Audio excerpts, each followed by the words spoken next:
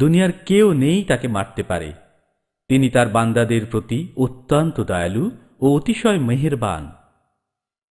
বন্ধুরা, আল্লাহর দয়ায় অসংখ্য বিপদ আপদ থেকে আমরা রক্ষা পাই। এর অনেকগুলি আমরা দেখি আর অনেকগুলি আমাদের দেখা হয় না।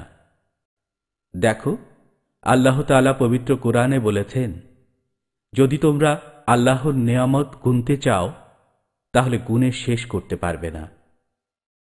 সাদিকা, তুমি বলো তো, আমরা কার দয়ায় বেঁচে আছি?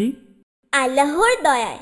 রিদওয়ান, তুমি বলো তো, চন্দ্র, সূর্য, আলো বাতাস, ফুল ফল কে আমাদের দয়া করে দান করেছেন? আল্লাহ তাআলা। হ্যাঁ বন্ধুরা, এসব নিয়ামত আল্লাহরই দান। দিনরাত আমরা আল্লাহর দেয়া নিয়ামত ভোগ করি, তাই আমরা আল্লাহর শুকর আদায় করি, বলি আলহামদুলিল্লাহ। আলহামদুলিল্লাহ।